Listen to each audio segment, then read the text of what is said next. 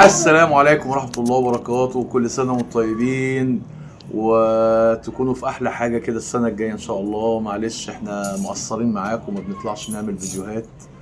الظروف مش متظبطة كده، واحنا من أول العيد ما عملناش أكل، فأكلنا كله تيك أواي. النهاردة بنعمل لكم حاجة جديدة، اختراع بقى. طبعا من أول العيد أكلنا كله بقى رنجة، كحك بتاع حاجات كده خفيفة. فالنهارده قلنا نغير بقى ونعمل لكم حاجة جديدة، كفتة سيخ على صينية بطاطس. حاجة جديدة وحلوة كده، على الله تعجبكم يا رب.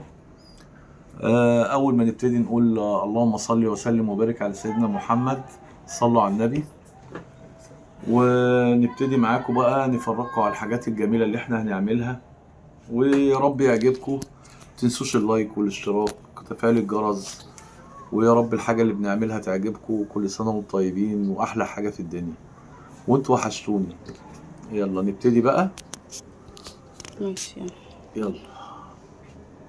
طبعا احنا البطاطس اهي جاهزة اهي، والكفتة اهي. خدها قدامك كده يا بابا. ايه؟ اخدها والبطاطس قدامي؟ برضو. ايه؟ بطاطس. والبطاطس برضو حاضر. وريني يا حاج علي بقى تصبحها ازاي. لا لا، ده شغلة صنعة بقى. يا بابا ايه؟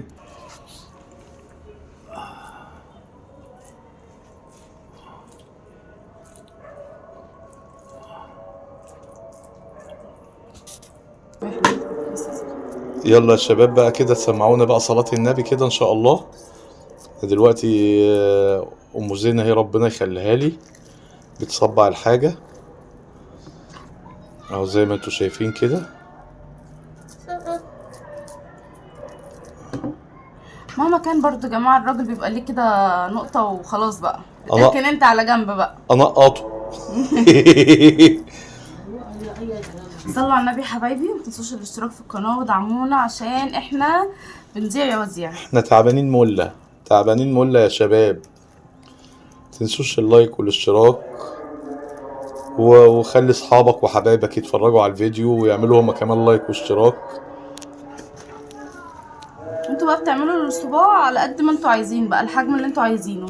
احنا بقى بنعمله كده عشان كبير شويه، عشان هو بيسلي اصلا. احنا ليه حاطين فرشه البطاطس دي؟ عشان الكفته بتسلي على البطاطس، فبتديها طعم وتطعيم وبتطعم البطاطسايه، فالبطاطس مبتبقاش محتاجه حاجه.